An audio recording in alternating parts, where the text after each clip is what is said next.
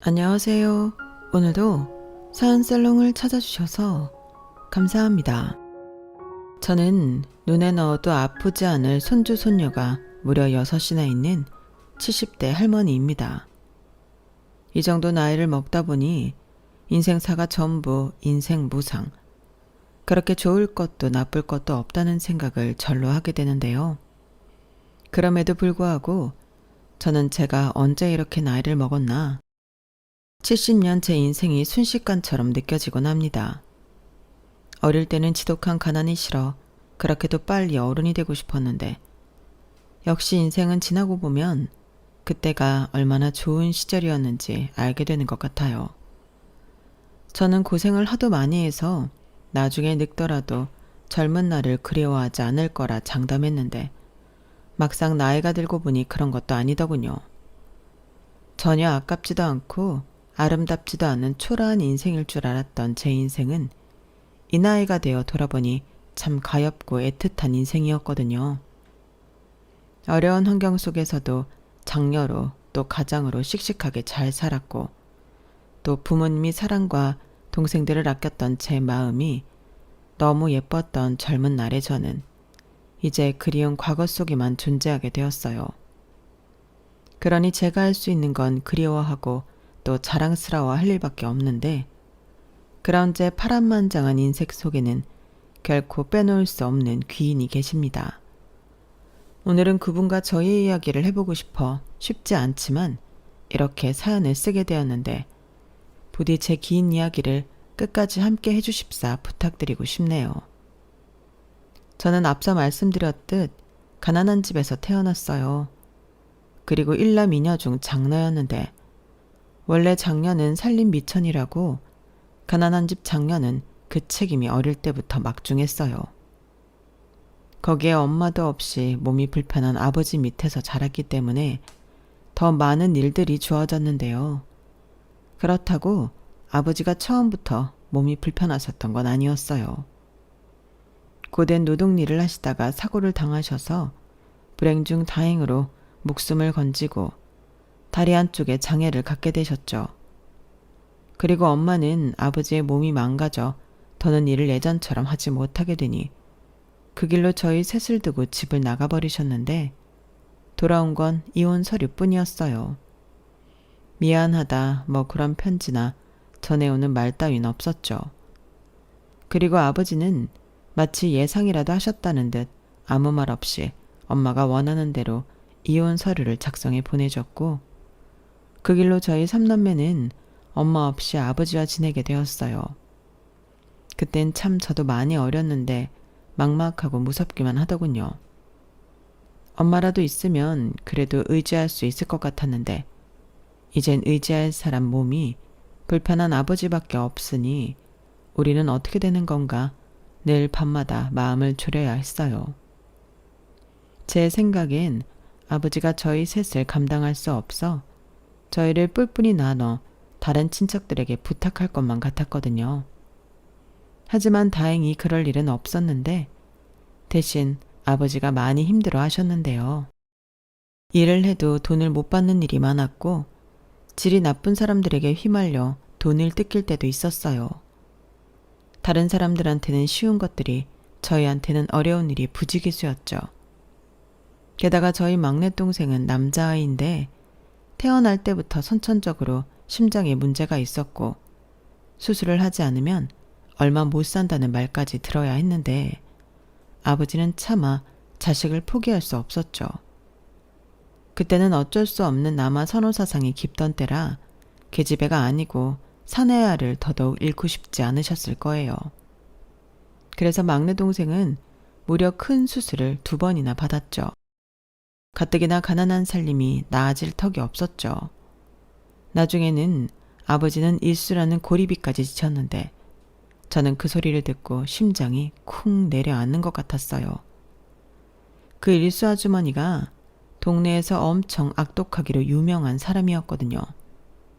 오죽하면 깡패나 건달보다도 그 아줌마가 더 악랄하다는 소리까지 있었는데 그 아주머니한테 돈을 빌리고 하루라도 이자가 밀리면 그날부로 그 집엔 하루도 빠지지 않고 무서운 일이 벌어진다고 했어요.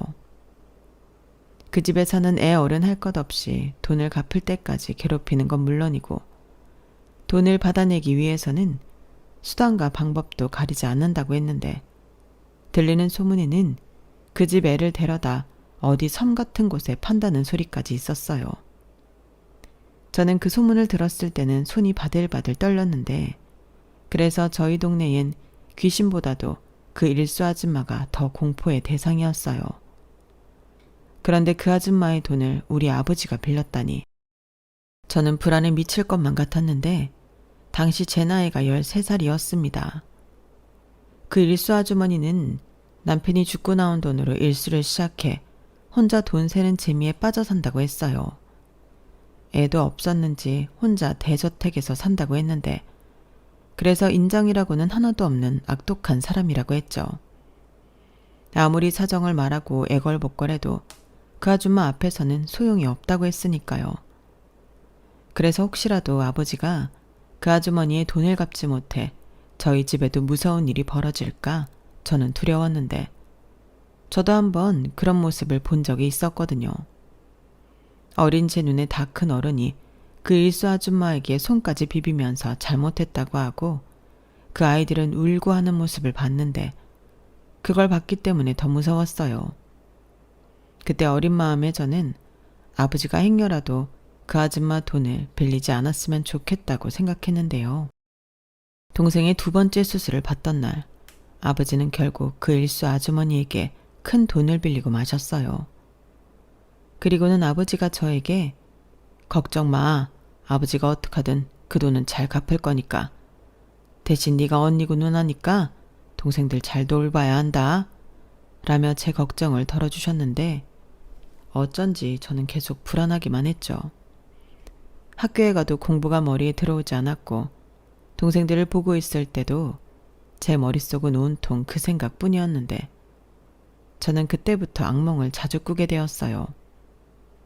꿈의 내용은 늘 똑같았는데 아버지가 그 아주머니에게 돈을 갚지 못해 빌고 저희 남매는 그 아주머니 손에 붙잡혀 어디론가 팔려가면서 꿈을 깼는데 늘 저는 그게 꿈이라 다행이라고 안도하곤 했어요. 그러다 그때는 전혀 꿈이 아닌 현실에서도 같은 모습을 보게 되었는데 제가 학교에서 동생들을 데리고 집에 오는 길이었죠. 집 앞에서 그 아주머니에게 무릎을 꿇고 있는 아버지를 보게 된 거예요. 저든 또 꿈인가? 제 볼을 힘껏 꼬집어 봤는데 너무 아팠고 아버지의 간절한 목소리가 똑똑히 들렸죠. 그건 꿈이 아니고 현실이었어요. 사장님, 정말 죄송합니다. 제가 무슨 일이 있어도 다음 달에 밀린 이자까지 해서 갚을게요. 제발 저 좀 살려주세요. 저희 집에 어린아이가 3이나 있습니다. 사장님, 제발.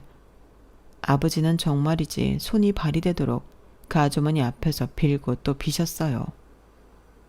그 모습에 저도 저지만 동생들이 그 모습을 보고 충격을 많이 받았는데 그때 저라도 정신을 차려야겠다고 생각했죠.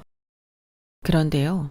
이윽고 그 아주머니 눈에 저희 3이 보였고 저는 흠칫 놀라 동생들을 서둘러 집 안으로 들여보냈어요. 행여 저희를 보고 그 아주머니가 딴 마음을 품을까 무서웠는데 만약 그렇게 된다면 저는 동생들을 지키고 저만 팔려가겠다 마음을 독하게 먹었죠. 그리고 저도 그 아주머니를 못 본 척 집 안으로 들어가려는 순간 예, 너 여기 좀 와봐라 하며 저를 부르는 듯한 아주머니 목소리가 들렸고 저는 겉으로 표현하지 않으려 애를 썼지만 제 온몸은 발발 떨렸어요. 그러자 저희 아버지가 다급히 왜 애를 부르냐고 자기한테 말하라고 하시며 저더러 그냥 들어가라 소리를 지르셨는데요. 그러니 저는 들어가지도 나가지도 못했어요. 그러자 제 뒤통수에 대고 그 아주머니가 예, 너 내가 여기 왜 왔는지 아니 모르니? 네 아버지라는 작자가 나한테 돈을 빌려가고는 이자도 못 준다고 그러는데 너는 어떻게 생각해? 라고 큰 소리로 동네 사람들이 다 듣게 말하는데 심장이 하도 빨리 뛰어서 입 밖으로 튀어나올 지경이었어요. 하지만 또 한편으로는 우리 아버지가 일부러 그러는 것도 아닌데 그 아주머니가 너무하다는 생각이 들었고, 그래서 저도 모르게 무슨 용기가 났는지 그 아주머니에 다가가 이렇게 따지듯 말했어요. 저기 사장님, 저희 아버지가 일부러 그러는 게 아니에요. 보세요. 저희 아버지가 사고를 당해 몸이 불편하신데 동생 수술비 때문에 어쩔 수 없이 사장님 돈을 쓴 거라고요. 그래서 뭐 그게 나랑 상관 있니?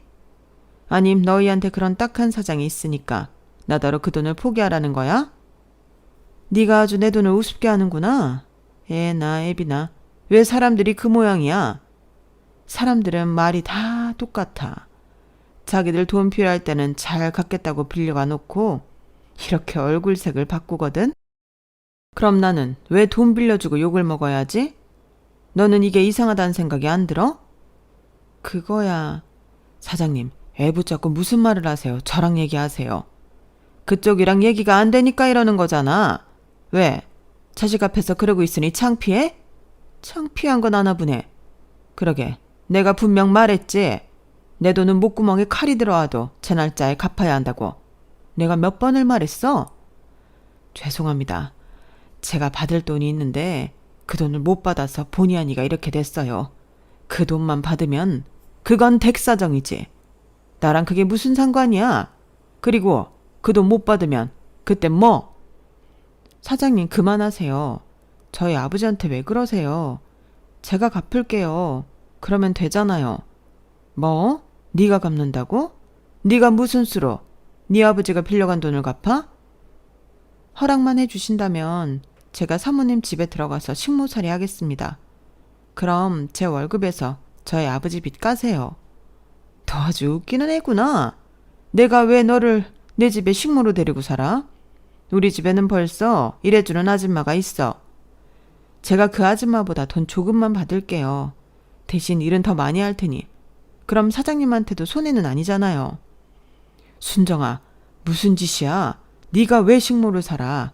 아니에요, 사장님. 제가 갚겠습니다. 조금만 말미를 주시면 제가 꼭 갚겠습니다. 내가 그 말만 하루에도 100번은 넘게 들어. 오히려 믿음이 안 가는 댁보다는 싹수가 노란 댁딸이 낫네. 그래서 지금 네 말을 정리해보자면 내가 지금 쓰는 돈보다 적게 내고 너를 내 집에서 부릴 수 있다 이거냐? 네. 저 동생이 둘이나 있어서 집안일도 잘하고 밥도 곧잘해요. 사장님 입장에서는 남는 장사 하시는 거라니까요. 요놈 봐라. 너 아주 대단한 애구나. 하지만 배짱이 있어 좋다. 그래, 그럼 이렇게 하자. 대신 시간이 얼마나 걸리든 너는 네 아버지가 빌린 돈 다 갚기 전에는 절대 내 집에서 나갈 수 없다. 물론이죠. 대신 저한테 시간을 조금만 주세요. 제가 6학년인데 졸업은 하고 싶거든요. 뭐야? 이 와중에 내가 네 졸업까지 신경을 써줘야 하는 거야? 야, 됐다 그래. 사장님 입장에서도 그게 낫죠. 빚 대신 어린애 학교도 안 보내고 식모 살게 한다고 소문나면 사장님 위신만 더 나빠지실걸요? 그럼 사장님한테도 다른 사람들이 돈도 안 빌릴 거예요. 위신이라 나는 그런 거 상관없는데. 나도 눈 있고 귀 있어서 다 알아. 사람들이 나를 어떻게 생각하고 부르는지. 그런데 나는 빌려준 내 돈 받는 게 더 중요하거든. 그런 건 중요하지 않아. 그럼 이렇게 부탁드릴게요. 제가 아까워서 그래요. 조금 있으면 졸업인데 졸업도 못하고 어른이 되면 저는 학교도 하나 안 나온 사람이 되는 거잖아요. 대신 졸업하기 전까지는 왔다 갔다 하면서 일할게요. 돈도 안 받고요. 뭐? 돈도 안 받고 일을 하겠다고? 야, 그거 참 듣기 좋은 말이구나. 그래, 좋다. 그럼 졸업하기 전까지는 네가 말한 대로 돈 한 푼 안 받고 왔다 갔다 내 집에서 일하고 졸업하면 그날로 내 집으로 들어와 식모살이 하는 거다.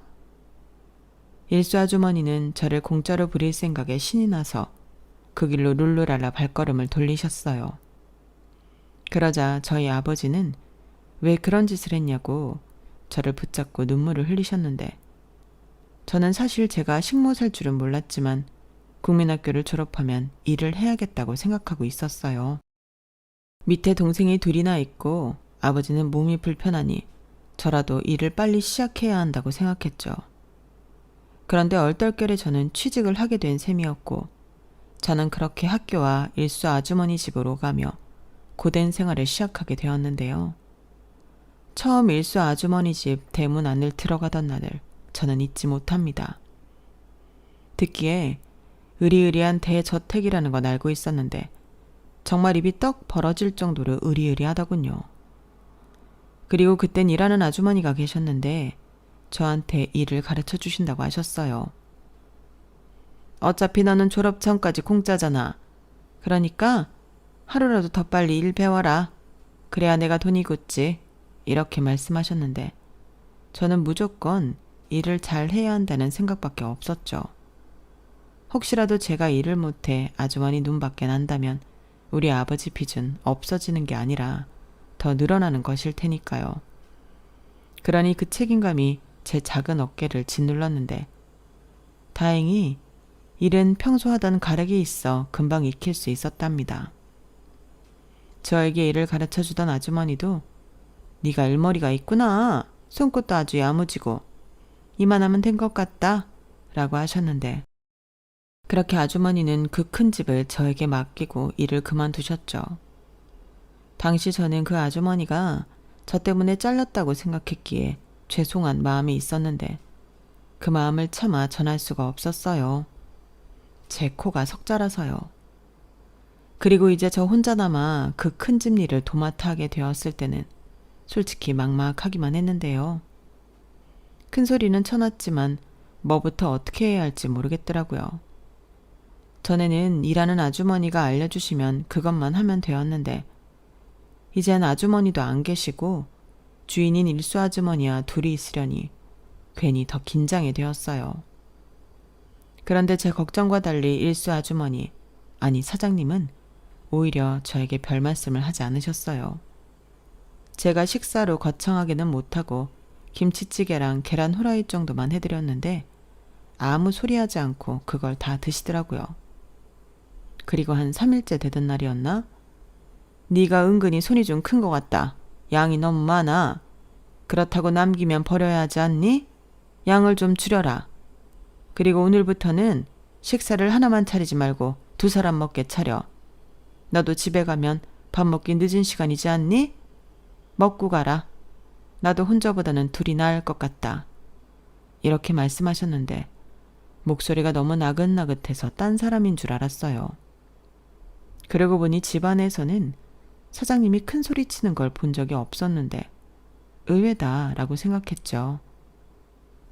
하지만 그건 의외가 아니었어요.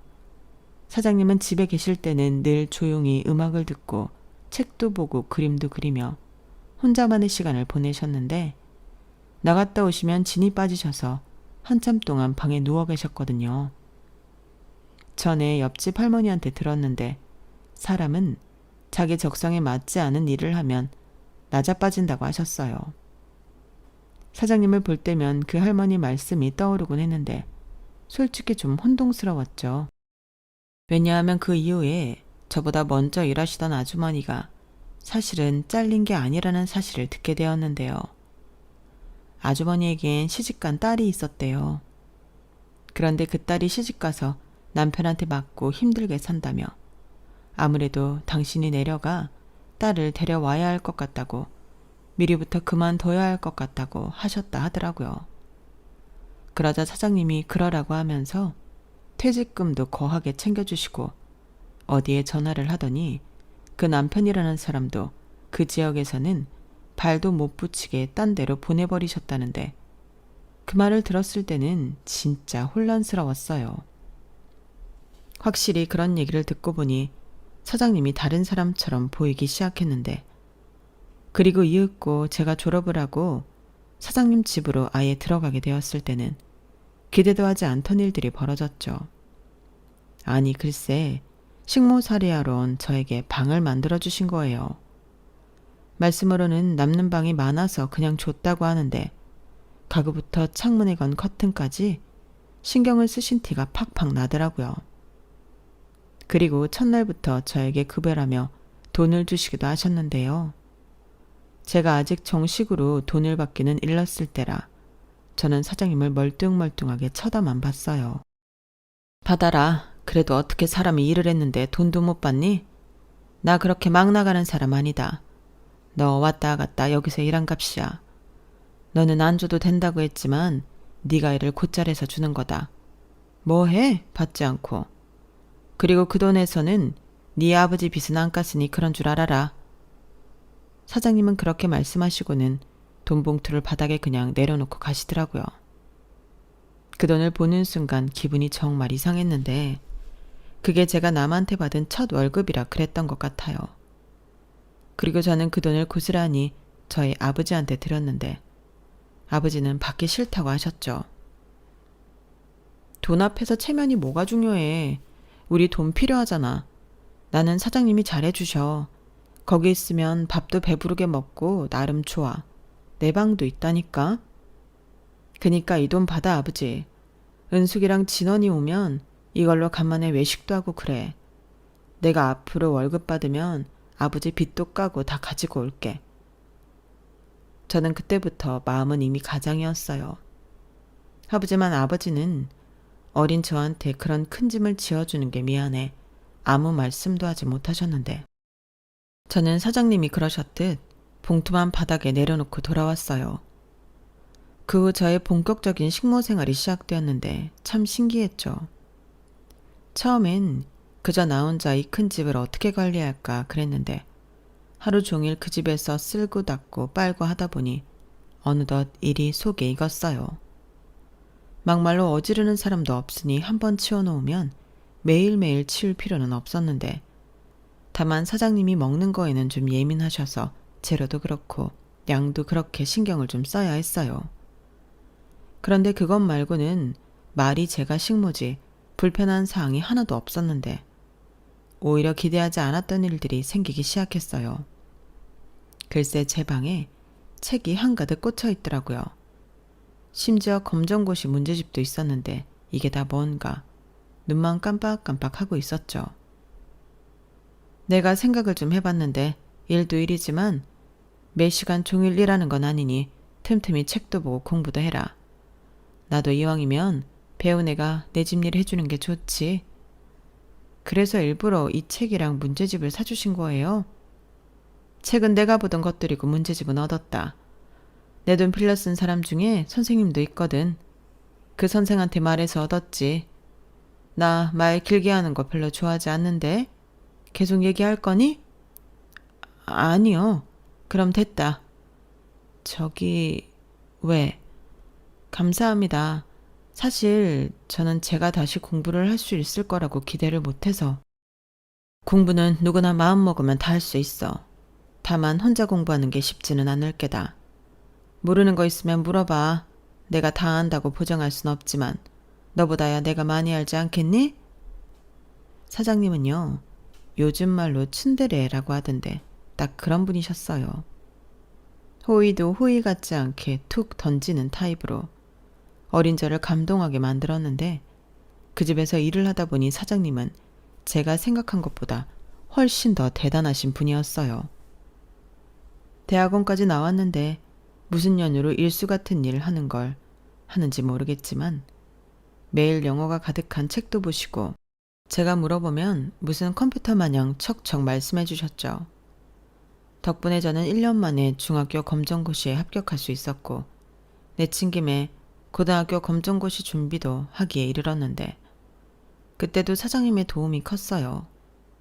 그러면서 저희 두 사람은 한 집에서 나름 서로를 의식하지 않고도 잘 지내게 되었는데 사장님은 제 급여도 일부러 많이 주시려 하셨어요. 사장님, 돈이 지난달보다 더 많이 들었는데요. 그래? 내가 실수를 했나? 그래도 귀찮으니까 너 가져라. 또 니네 집에 쪼르르 가져갈 거지. 그러지 말고 네 목도 좀 챙겼다가 써. 네가 이번 달에 일을 많이 해서 내가 주는 보너스다. 사장님도 참, 그럼 그렇게 말씀하시지. 무슨 실수를 했다고 하세요. 너는 그냥 넘어가는 법을 좀 배울 필요가 있어. 어른은 말이야, 굳이 말하고 싶지 않을 때가 있거든. 그런 걸 다 하나하나 따지고 그러면 주고 싶은 마음도 사라진다. 헤이, 또 무슨 말씀을 그렇게 무섭게 해요. 저는 감사하다고 말하려고 그런 것뿐인데 감사는 무슨 네가 이래서 번 돈이야. 됐으니까 공부해라. 사장님은 그렇게 은근히 저를 도와주시며 저와 함께 하셨어요. 밥도 같이 먹고 비가 오거나 그런 날 다음에는 같이 마당에 나가 잡초도 뽑으며 나름 농담 따먹기도 하고 그랬는데요. 그러다 사장님의 과거를 조금씩 알게 되었죠. 사장님은 소문처럼 과부가 맞으셨어요. 그렇다고 남편분이 죽고 쫓겨나다시피 하셔서 혼자가 되셨는데 딸도 있었다고 하더라고요. 하지만 딸이 사고로 하늘나라로 일찍 떠났고 사장님은 큰 슬픔에 잠겨 되는 대로 살았다고 하셨는데요. 죽으려고 한 적도 많으셨대요. 하지만 무슨 연유인지 매번 실패했고 이렇게 된 거 살긴 살아야 했으니 욕이나 실컷 먹고 살아보자 하셨다는데 저는 그 소리가 무슨 소리인지 도무지 알지 못하겠더군요. 나는 말이야 벌 받고 사는 게 맞다고 생각해. 그래서 일부러 사람들이 싫어라 하는 일을 선택했고 그 사람들이 내 앞에서 또 내 뒤에서 내 욕을 하는 것도 괜찮아. 그런 게 왜 괜찮아요? 그리고 벌 받고 살아야 하는 인생은 없는 거예요. 사장님이 무슨 잘못을 했다고. 사장님은 피해자죠. 조그만 게 네가 인생을 알아? 그리고 내가 왜 피해자야? 자식을 못 지킨 엄마인데 큰 죄를 지었지. 아니에요, 큰 죄는. 우리 엄마처럼 자기만 살겠다고 자식을 버리는 게 죄예요. 사장님은 딸이랑 같이 있고 싶었는데 쫓겨난 거잖아요. 나쁜 사람들은 그 사람들이에요. 저는 그 말을 하는데 저도 모르게 눈물이 나서 목이 메었어요. 엄마와 아버지가 이혼을 한 후 저는 엄마 생각을 최대한 하지 않으려고 했는데 제 안에는 그게 계속 상처로 남았다는 사실을 그때 알았죠. 그리고 그렇게 조금씩 저와 사장님은 서로가 가진 아픔을 공유하고 알게 되었는데 그때부터는 다른 사람들이 우리 사장님 욕을 하는 게 너무 밉고 싫더군요. 급기야 장을 보다 쟤야, 제가 지금 지 아버지 빚 때문에 식모 살고 있잖아. 불쌍하지? 그 망할 옆했네. 정말 악독하지 않아? 돈 받아내겠다고 저 어린 걸 볼모로 잡고 있는 거잖아. 이런 말을 하는 아주머니도 봤는데 왜 그렇게 화가 나는지 저는 그때도 참지 못하고 이렇게 말했어요. 우리 사장님 악독하지 않으세요. 저한테 얼마나 잘해주시는데요. 그리고 식모살이도 제가 한다고 했어요. 저는요, 지금 아버지 빚도 갚고 돈도 벌어서 너무 좋거든요. 그러니까 저 불쌍하다고 하지 마시고 우리 사장님 욕하지 마세요. 돈 빌려가서 안 갚는 사람이 나쁜 거죠. 어머, 쟤 당돌한 것 좀 봐. 아니, 우리가 너한테 뭐라고 했니? 왜 쌍심지를 켜고 덤비는데? 막말로 우리가 네 엄마 흉을 봤냐? 좌우간 사실이 아니니까 하지 마시라고요. 별꼴이야 아주. 그 집에서 일을 하더니 애 머리가 어떻게 됐나 보네. 어린애 데려다 세뇌시키고 그러나? 아, 무서워. 진짜 아니라고요. 저는 그렇게 시장 사람들과 옥신각신할 때가 늘어났어요. 결국엔 그 시장을 가지 않고 조금 더 먼 곳으로 장을 보러 다니게 되었는데 사장님이 그걸 다 알고 계셔서 깜짝 놀란 일이 있었죠. 그러게 왜 나서지 않아도 될 일에 나서서 불편을 자처해? 네 흉 보는 것도 아닌데 라고 대뜸 말을 시작하셨는데 저는 깜짝 놀라 딸꾹질까지 하게 됐어요. 사장님, 그거 어떻게 하셨어요? 저는 곧장 그렇게 물었고 사장님은 아무 말도 하지 않으셨는데 저는 그때 똑똑히 봤어요. 사장님이 씩 웃고 자리에서 일어나는 모습을요. 아마도 그동안 당신 편을 들고 다녔던 저에게 고마운 마음이 있으셨던 것 같은데 그렇게 저희 두 사람은 나이를 초월한 친구가 되었죠. 저는 사장님 덕에 아버지 빚도 모두 다 갚을 수 있어서 좋았고 동생들에게는 미안하지만 그 집에서 공부도 하고 좋은 방에서 혼자 지내는 것도 너무 좋았는데 그러다 제가 고등학교 검정고시를 합격하게 되었죠. 근 3년 만인가 그랬는데 저는 이만하면 됐다 만족했어요. 하지만 사장님은 여기까지 온 거 대학도 가봐. 물론 대학은 쉽지 않을 테지만 라며 저에게 대학 입시를 준비해보라고 하셨는데 솔직히 언감생심이었죠. 검정고시는 혼자 공부해서 합격하는 일이 종종 있어 특별한 일은 아니지만 대학 입시는 다르잖아요. 온종일 공부에만 매달려 있어도 떨어지는 경우가 더 많다고 하는데 제가 될 리가 없다고 생각했어요. 미리부터 포기하지 말고 하는 데까지 해보라고. 저녁 먹고 남는 시간 있잖아. 에이, 그걸로 어림도 없죠. 하루 종일 공부만 하는 사람도 많은데. 그런다고 대학 가는 거 아니거든. 공부는 효율이야.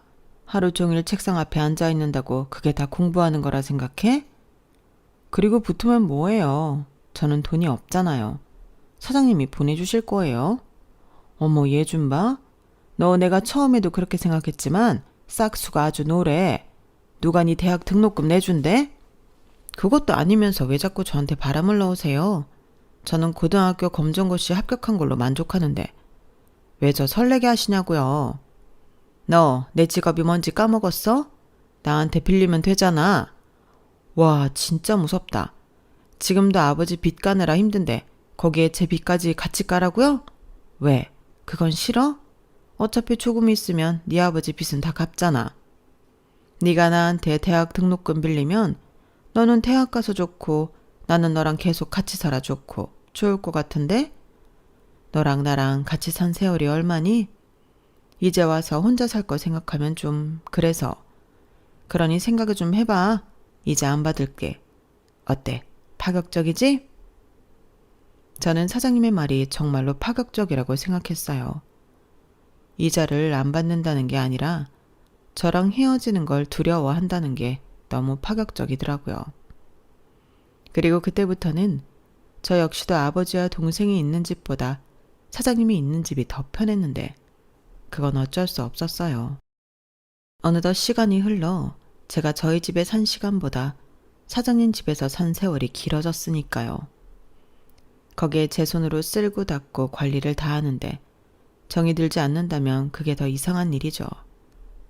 그래서 그 부분은 아버지와 동생들이랑 상의를 좀 해봐야겠다고 마음을 먹었는데 아버지는 제가 하고 싶은 대로 하라고 하셨지만 동생들의 반발은 대단했어요. 마치 제가 돌아오고 싶지 않아서 일부러 그런다 생각하는 듯 했는데 특히 제 바로 아래 여동생의 문제였죠. 너 다시 말해봐. 내가 일부러 그런다고? 그래, 아버지 빚 다 갚았으면 그만이지. 무슨 대학이야? 왜? 너는 내가 번 돈으로 고등학교 다니면서 언니는 대학 가면 안 돼? 그 소리가 아니잖아. 왜 그 집에 계속 있으려고 하는 거냐고. 우리랑 살면서 다른 일 찾아도 되는 거잖아. 그렇게 일해서 대학 가면 되지. 왜 내가 다른 일 찾아야 해? 쉬운 길이 있는데 왜? 언니 진짜 이상하다. 그게 쉬운 길이야? 언니는 남의 집에서 식모 생활하는 게 좋아? 그 아줌마랑 살더니 언니 변했어. 뭘 변해? 그냥 나는 제안을 해주셨고 괜찮을 것 같아서 상의하려고 한 거지.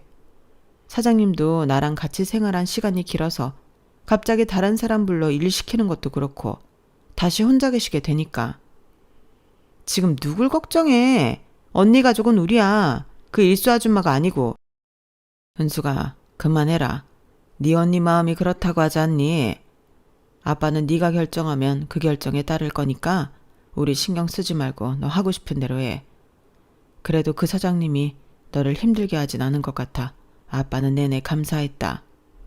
아버지, 진짜야. 사장님 진짜 좋은 사람이야. 사람들이 욕하는데 그 욕 들을 사람이 아니라고. 웃겨. 지금 누가 누구 편을 드는 거야? 나는 지금도 우리 아버지가 그 아줌마한테 빌고 있던 그 모습이 머릿속에서 떠나지 않아. 언니는 어떻게 그런 사람 편을 들 수 있어? 그건 순정아, 이제 그만 가라. 은숙이도 시간이 필요해. 그래 누나, 오늘은 너무 늦었고 바로 결정할 수 있는 일은 아닌 것 같아. 우리야 매일 누가 집에 돌아오길 기다렸잖아. 그래서 이제 곧 우리 네 식구 함께 살 수 있다고 생각했는데. 관두라고 해. 네 큰 누나 마음 변했어. 왜? 아주 그 집에 눌러 살지. 그렇게 데리고 있고 싶어 하면서 딸 하라고 하진 않디? 아마 딸 하라고 하면 냉큼 좋다고 할 거잖아. 야, 김은숙, 왜 찔려? 언니는 우리 집보다 그 부잣집이 좋은 거야. 자기가 식모라는 것도 있고 딸이라도 된 것처럼 착각하는 거라고. 저는 여동생의 말에 마음이 많이 아팠어요.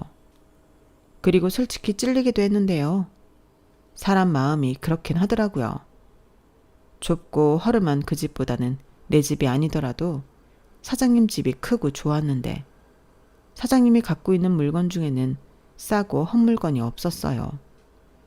옷도 실크 같은 것들이 많아 빨래를 하면서도 늘 기분이 좋았는데 저는 인정하지 않았지만 내심 속으로 그 집에 계속 있고 싶었던 것 같아요.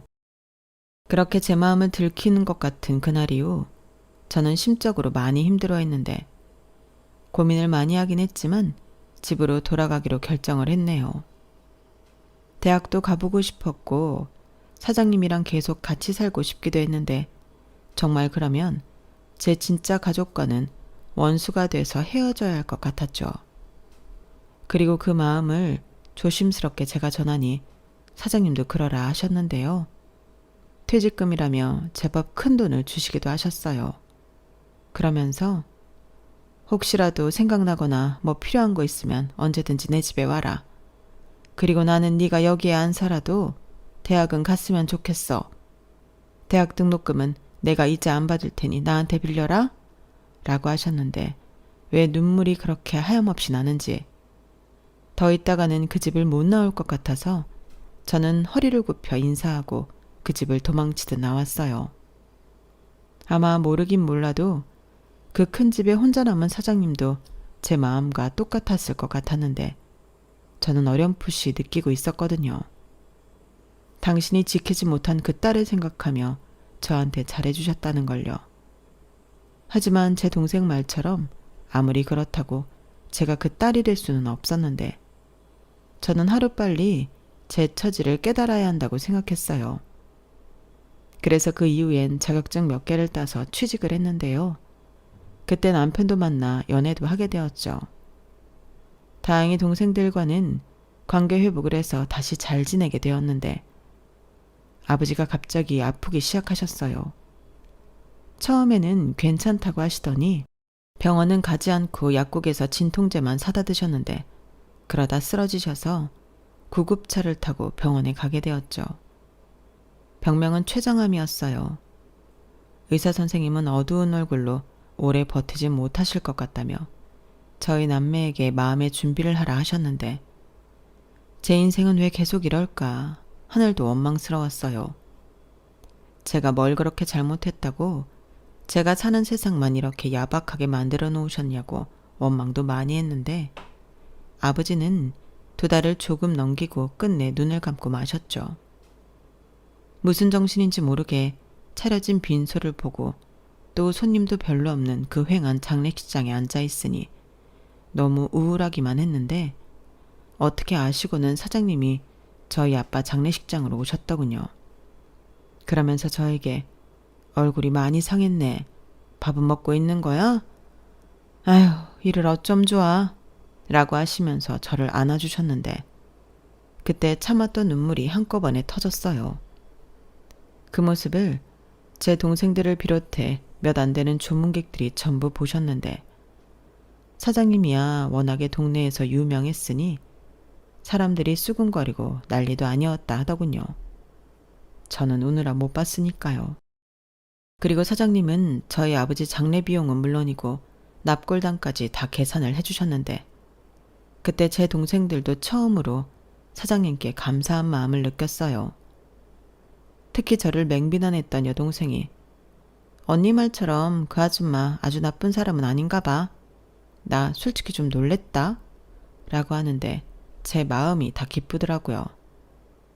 무슨 큰 오해가 풀어진 그런 기분이었는데 그럼에도 불구하고 다른 사람들은 그런 부분을 인정하고 싶어 하지 않았죠. 한번 돈을 빌리고 크게 되었던 사람들은 다시는 사장님에게 돈을 빌리지 않으셨는데 사장님은 하나도 서운해하지 않으셨어요. 오히려 이제 그 사람들 돈 무서운 것 좀 알 거다. 원래 남의 돈은 진짜 무서운 거야. 라고 기뻐하는 듯 보일 때가 있었는데요. 저는 사장님의 마음이 어떤 건지 진작부터 알고 있었어요.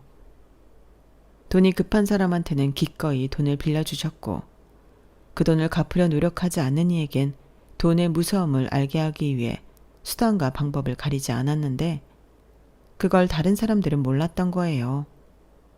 그러니 뒤에서 악독하다, 악랄하다 욕만 해댔는데 저라도 사장님의 진짜 마음을 알아드리고 싶었어요. 그리고 가능하다면 제 동생들도 알아주길 바랬는데 아버지 장례를 치른 후 사장님에게 태도가 달라진 동생들을 보며 마음이 그렇게 좋을 수가 없었죠. 기분상인지 모르겠지만 사장님도 좋아하는 듯 보였는데 그러다 한 1년이 조금 넘었을까? 사장님이 상의하고 싶은 일이 있으니 집에 좀 오라고 하시더군요. 오해는 하지 말고 그냥 내가 좀 마음이 허해서. 순정아, 너 그냥 내 수양 딸할래? 네? 제가요? 사실 뭐 마음은 널 딸처럼 생각하고 있었다. 우리가 같이 산 시간이 얼마니? 그리고 떨어져 지내보니까 내가 생각한 것보다 내가 더 너한테 의지를 많이 한 것 같은데 이제 아버지도 안 계시니 너 혼자 동생들 건사해야 하잖아. 막내는 아직 고등학생이고 그야 그렇지만 내가 네 동생들 공부도 시켜주고 시집 장가도 보내주고 그럴 테니까 생각 좀 해봐라. 이젠 돈 버는 재미보다 사람이 그리워. 나도 늙나 보다. 사장님, 왜 그렇게 약한 소리를 하세요? 언제는 욕을 하도 먹어서 오래오래 사실 거라고 하셨잖아요. 그야 네가 하도 내가 욕 먹고 사는 걸 싫어하니까. 그리고 내가 뭐 죽는다니? 외롭다고. 너랑 다시 살고 싶다고. 근데 이젠 식모 말고 딸아라는 소리야, 내 딸. 참 이상하죠? 그렇게 싫어하고 무서워하고 그 집에 들어가기로 한 이유가 나에게 너무나도 명확한데 저는 사장님을 엄마처럼 생각하고 있었어요. 그리고 사장님이 내 딸이라고 하는데 나도 엄마가 있었으면 좋겠다. 사장님이 우리 엄마였으면 좋겠다. 이런 생각을 하게 되었는데요. 그때도 동생들 생각을 안 할 수가 없었어요. 그렇다고 사장님한테 내 동생들도 모두 입양해달라고 할 수는 없었는데 참 어렵더라고요. 그때 여동생이 저에게 뜻밖의 말을 해줬어요. 언니, 나 성인이야. 이전에 나랑은 다르다고. 언니 하고 싶은 대로 해. 뭐라고 하지 않을게. 언니가 그 사장님 딸이면 우리랑은 남인가? 우리는 핏줄이잖아. 사실 이미 알고 있었어. 언니랑 사장님이 가족 같은 사이라는 걸. 은수가 그래도 나만 그렇게 가면 어차피 언니 시집가면 우리랑 못 사는 거 아니야? 몇 년 같이 산다고. 그리고 이런 말 하면 내가 속물 같지만 사장님이 우리 학교도 보내주고 시집 장가도 다 보내주신다며. 그거야. 내가 딱 보니 한 입 가지고 두 말하는 타입은 아니신 것 같은데. 나 괜찮고 이제부터 진원이는 내가 챙길게. 그놈도 곧 있으면 군대 가고 그럴 텐데 괜찮아. 내 동생 왜 이렇게 갑자기 많이 변했어? 사장님이 돈 준다고 하니까 마음이 홀랑 변한 거야? 사람을 뭘로 보고? 전에 일 미안해서 그래. 언니 나 때문에 대학도 못 갔잖아. 내가 대학에 다니니까 알겠더라. 내가 언니한테 못할 짓 한 거. 오, 대학물 먹더니 철이 좀 들었네. 힘들게 벌어서 네 학비 낸 보람이 있다. 그러니까 이제라도 언니 하고 싶은 대로 해. 사장님 딸도 하고 시집가서 아줌마도 하고 내친 김에 다시 공부해서 대학도 다니고. 지 돈이 아니라고 막 얘기하네. 아무튼 그런 말 해줘서 고마워. 아버지가 하늘에서 우리 은숙이 잘 컸다고 좋아하시겠다. 근데 진원이가 싫다고 하면 어쩌지? 걔는 그런 말 할 자격이 없지. 내가 알아서 할게. 지 수술비 때문에 우리가 이렇게 된 거 걔가 모르나. 언니가 처음 그 집에 식모 살러 갈 때 진원이 진짜 많이 울었어. 자기가 건강하게 태어나지 못해서 그렇다고. 아마 진원이도 좋아할 거야. 언니가 행복하다는데 누가 말려? 저는 여동생의 말을 듣고 용기를 내기로 마음을 먹었어요. 솔직히 이번에도 주저하면 사장님을 더는 못 보고 살 것 같았고 그럼 내내 제 마음속에 후회로 남겨둘 것만 같았는데 이젠 그런 게 싫더라고요. 참고 희생하고 양보하고 저도 그런 것에서 해방되고 싶었어요. 그리고 누구보다 사장님을, 아니 엄마를 옆에서 행복하게 해드리고 싶었는데 그렇게 법적으로도 가족이 된 저희 두 사람은 모르는 사람이 보면 원래부터 모녀지간이라고 생각할 정도로 잘 지냈어요. 오래 같이 살다 보니 닮기도 하더라고요. 그래서 종종 딸이 엄마 닮았네 이런 말을 들을 때도 있었는데 그럼 기분이 날아갈 듯 기쁘더라고요. 게다가 엄마는 이제라도 대학에 갔으면 좋겠다고 말해 저는 자신은 없지만 공부는 해보겠다고 낮에는 회사에 가고 밤에는 공부를 했는데 결국 그 때문에 연애가 소원해졌어요. 그때 헤어질 뻔도 했는데 남편이 옆에서 묵묵히 기다려줬죠.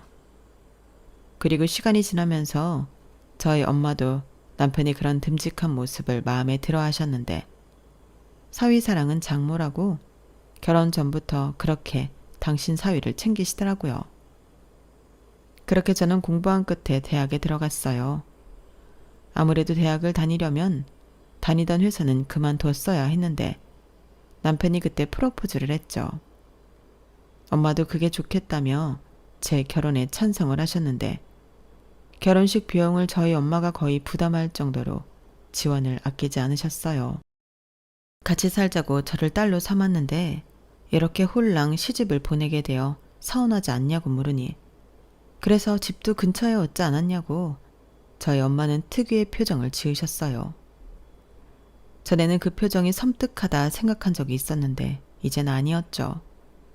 개구진 모습 같기도 하고 순수한 모습 같기도 해서 제가 좋아하는 얼굴인데 저희 엄마는 그렇게 멋지게 친정엄마의 역할을 아주 훌륭하게 하셨어요. 저는 2살 터울씩 아들 둘, 딸 하나를 낳았는데 아이들 모두 외할머니를 잘 따랐죠. 애들 눈에도 할머니가 박식하고 멋있다는 걸 알았는지 그렇게 주말이면 외갓집에 가겠다고 조르더라고요. 그리고 그렇게 친정이 된 그 집을 갈 때면 영락없는 할머니 모습으로 엄마가 버선발로 나와 아이들을 챙기셨는데요. 저는 제 인생에 그때가 가장 행복했답니다. 불행만 하던 제 인생이 그날은 반짝반짝 빛나는 것 같았는데 10년이란 세월은 정말 금방이었어요. 아버지 빚 갚는다고 보낸 10년도 금방이더니 제가 수양딸이 되어 보낸 10년도 금방이었죠. 그리고 시간은 야속하게 흘러 엄마가 노환으로 병원 신세를 오래 지시게 되었는데요. 저는 그때 제 손으로 모든 간병을 다 했답니다. 엄마는 사람 쓰면 된다고 하지 말라고 하셨지만 제가 하고 싶어 고집을 부렸어요. 그리고 그때는 제 동생들도 왕래하며 저처럼 엄마를 어머니 어머니 하고 부를 때였는데 저희 엄마는 약속대로 제 동생들의 뒷바라지도 모두 다 해주셨어요. 대학은 물론이고 시집 장가도 다 보내주면서 집도 한 채씩 해주셨는데 엄마 덕에 제 동생들도 기죽지 않고 시집 장가를 가게 되었죠. 그땐 얼마나 제가 엄마에게 감사했는지 모르는데 그 도움을 직접적으로 받은 제 동생들은 더 했죠. 그 은혜를 자발적으로 갚으려 노력들을 많이 했거든요. 그 결과 저를 비롯한 저희 남매는 엄마와 사이가 돈독해지게 되었는데 엄마는 종종 저희 동생들까지 당신 자식이라고 칭하셨어요. 자식이 많이 생겨 행복하다고 하셨거든요. 그리고 임종이 임박했을 무렵에는 저더러 식모살해하겠다고 그 어린 나이에 나서줘서 고마웠다고 하셨는데요. 그러면서 제가 싹수가 노래서 다행이었다고 웃으셨어요. 그냥 저희 아버지한테 충격이나 받아서 돈이나 갚게 할 요량으로 저를 데리고 있었는데 오히려 당신이 아주 많은 걸 받게 되었다고 저희 아버지한테도 고마운 마음을 보이셨는데 그러고는 병상에 8년을 누워 계시다 따뜻한 봄이 오던 4월에 하늘의 별이 되셨죠. 그땐 어쩐지 눈물도 눈물이지만 엄마를 잘 보내드리고 싶다는 생각을 많이 했던 것 같아요. 심장 반쪽이 사라진 듯 아프기도 했지만 한편으로는 이제야 엄마가 하늘에 있는 진짜 딸을 만나러 가시겠구나 그런 생각이 들더라고요. 또한 저 역시 이번 생이 다하면 엄마와 아버지를 만날 수 있다고 생각하면 영원한 이별은 아니라고 생각했는데요. 그래서 제 마음이 마냥 슬프지만은 않았던 것 같아요. 그리고 지금 제 나이를 생각하면 이제 저 역시도 그럴 날이 멀지 않은 기분이 드는데요. 요즘 부쩍 제 남은 인생이 덤이라는 생각이 듭니다. 그런 생각을 하면 마음이 참 편해져요. 어차피 덤인데 아둥바둥 할 필요가 없으니까요. 지금도 제 옆에서 네 머리가 더 희니 내 머리가 더 희니 하는 남편이 있고 알아서 잘 크고 잘 살아주는 자식들이 있으니 매번 감사하다는 말이 절로 나오는 인생입니다. 특히 저희 집에 와서 뛰어노는 손주, 손녀를 보면 옛 생각도 나고 그렇게 흐뭇할 수가 없는데요. 참고로 저와 남편은 엄마가 살던 그 집에서 살고 있어요. 다른 건 몰라도 이 집에는 다시 돌아오고 싶었거든요. 제 어린 시절, 청춘, 뭐 그런 것도 있고 엄마와의 추억이 가득한 이 집에서 남은 여생을 잘 마무리하면 좋을 것 같아요. 남편도 마찬가지고요. 참 따뜻하고 좋은 사람인데 다음 생이라는 게 있다면 그때도 부부로 만나길 소원합니다. 글을 마무리하려고 하니 참 많은 생각과 감정이 스쳐 지나가네요. 덕분이라고 생각합니다. 사연을 쓰는 동안은 다시 그때로 돌아간 듯 생생했어요. 이런 기회가 있어 감사할 따름입니다. 이상 제 기고했던 하지만 행복했던 사연은 여기까지였고요. 끝까지 들어주신 모든 분들께 감사한 마음을 전합니다. 좋은 일이라고는 하나도 없는 제 인생이 돌이켜보면 좋은 일 투성이었네요. 여러분들도 즐겁고 행복한 인생 많이 누리시길 바라며 저는 이만 인사드리겠습니다. 감사합니다. 여러분, 사연 댓글에 응원과 현명한 조언 부탁드려요. 좋아요와 구독은 저에게 큰 힘이 됩니다. 오늘도 좋은 일 가득하세요.